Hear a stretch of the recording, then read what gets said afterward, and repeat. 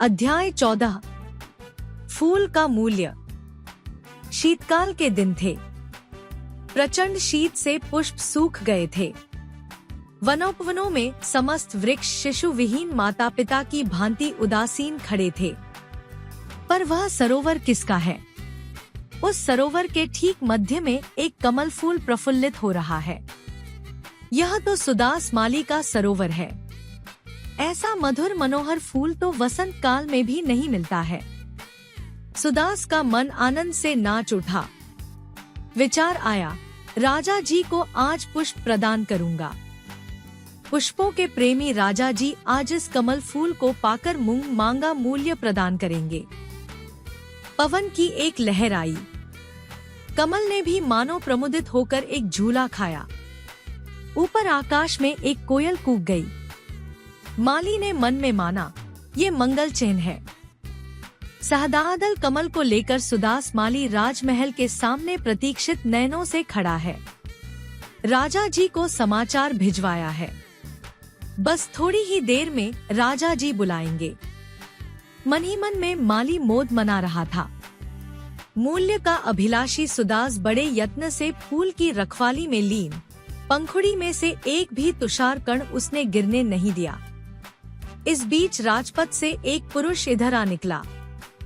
कमल का फूल निहार कर वह पुरुष समीप आया और सुदास से पूछने लगा, फूल बेचना है?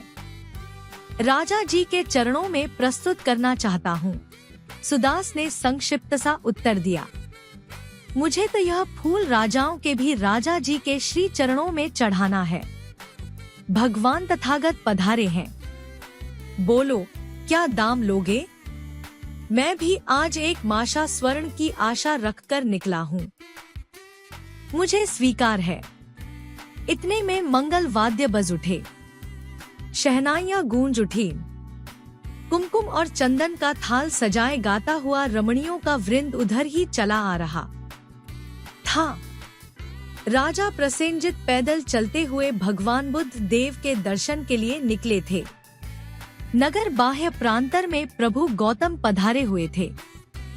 कमल का फूल निहार कर राजा जी हर्षित हुए। सोचने लगे, प्रभु के पूजन के लिए आज पुष्प की कमी थी, वह पूरी हो जाएगी। राजा जी ने पूछा, सुदास, फूल का क्या मूल्य लेगा? महाराज, फूल तो इन सज्जन ने ले लिया है। सुदास ने कहा, किस कीमत पर? 1 माशा स्वर्ण पर। मैं 10 माशा देता हूँ। राजा जी को माथा नवाकर वह सज्जन बोल उठा, सुदास, मेरे 20 माशे। राजा जी का चेहरा उतर गया। इतने में वह सज्जन बोला, महाराज, आप और मैं आज भगवान बुद्ध के दर्शन के लिए निकले हैं। इस पुष्प के लिए आप और मैं राजा प्रजा के रूप में नहीं खड़े हैं, 2 भक्तों के रूप में उपस्थित हैं। स्मितपूर्ण वाणी में राजा जी ने कहा, भक्तजन, मैं राजी हूँ। प्रसन्नता पूर्वक मांग प्रस्तुत करो। तुमने 20 माशे कहा है, तो मेरे 40। तो मेर भक्त इतना बोलने को ही था कि सुदास बोल उठा, क्षमा कीजिए राजन, क्षमा करो हे भक्तजन, मुझे यह कमल का फूल बेचना नहीं है। इतना कहकर माली वहाँ से चलता बना। दोनों भक्त विस्मय भरे नयनों से निहारते ही रह गए। सुदास माली फूल लेकर नगर के बाहर आया। वह विचारों में खोया हुआ जा रहा था।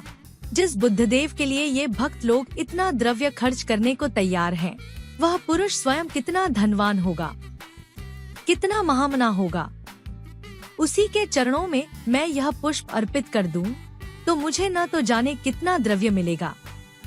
वटवृक्ष की छाया में पद्मासन लगाकर बुद्धदेव विराजमान थे। उज्ज्वल ललाट, मुख पर आनंद की प्रभा, ओंठों से सुधा झर रही थी और नयनों से अमृत टपक रहा था।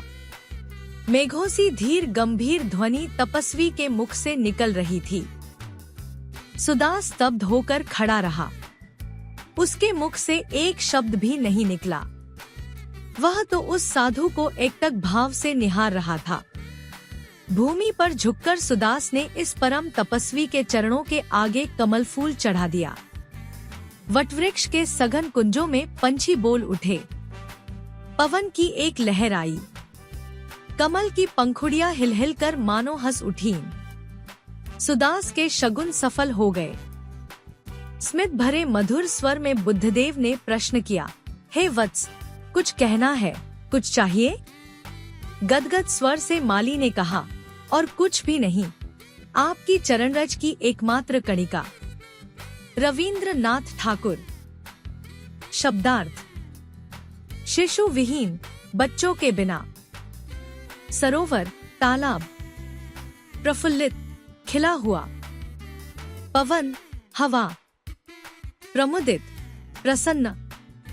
तुषार, पाला, बर्फ। रमणीया, सुंदरिया। संक्षिप्त, छोटा।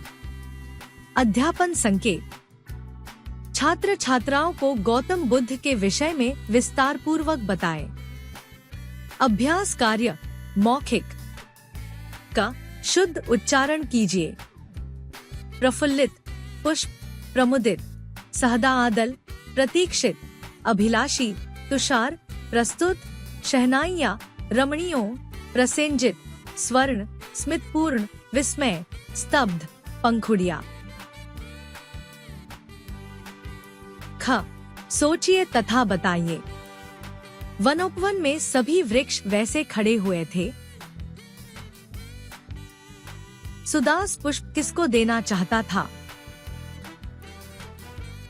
सुदास के शगुन किस प्रकार सफल हो गए?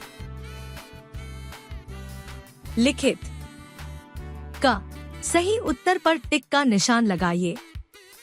पुष्प क्यों सूख गए थे? 1. प्रचंड गर्मी से। 2. प्रचंड शीत से। 3. वर्षा से। 4. हवा से। सरोवर के बीच कौन सा फूल प्रफुल्लित हो रहा है? 1. कमल का। 2. गुलाब का। 3. चमेली का। 4. गेंदे का।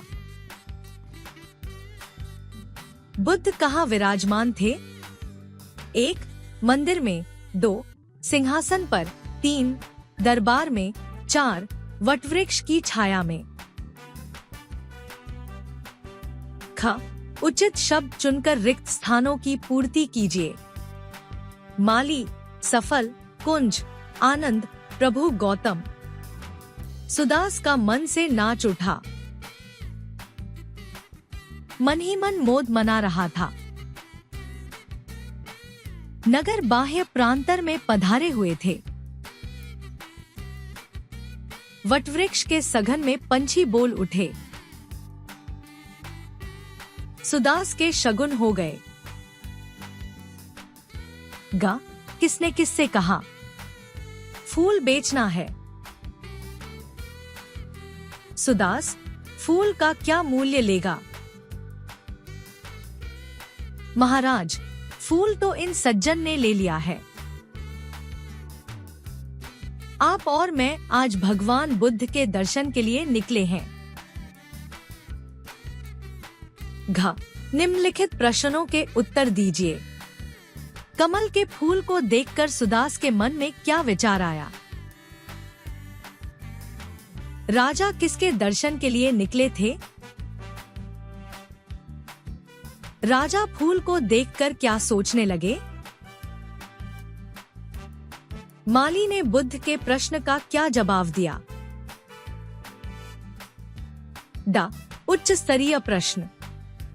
दोनों भक्त सुदास को विस्मय भरे नयनों से निहारते क्यों रह गए? सुदास बुद्ध देव को देखकर स्तब्ध क्यों रह गया? भाषा की बात। का, निम्नलिखित शब्दों के दो दो पर्यायवाची लिखिए। पूर्व, पवन, समाचार, माथा, कमल। ख, निम्नलिखित शब्दों के विलोम लिखिए। गर्मी, राजा, बाह्य, क्षमा, आकाश, मूल्य, सज्जन, अमृत। ग, निम्नलिखित शब्दों की वर्तनी शुद्ध करके पुनः लिखिए। प्रफुल्लित, दर्शन, भकत, अर्पित, संक्षिपत, हर्षित, विस्मय, सतबद्ध। घ, निम्नलिखित शब्दों को वाक्य में प्रयोग कीजिए। प्रचंड, अभिलाषी, अमृत, विराजमान, चरणरज। ड, निम्नलिखित वाक्यों में विशेषण व विशेष्य अलग अलग करके लिखिए। विशेषण विशेष्य, बाग में सुंदर पुष्प खिला। आकाश में सफेद कबूतर उड़ रहा है। गर्मी के कारण ठंडा पानी पिया। चरणों में कमल फूल चढ़ा दिया। सरोवर में साफ पानी नहीं है। रचनात्मक कार्य।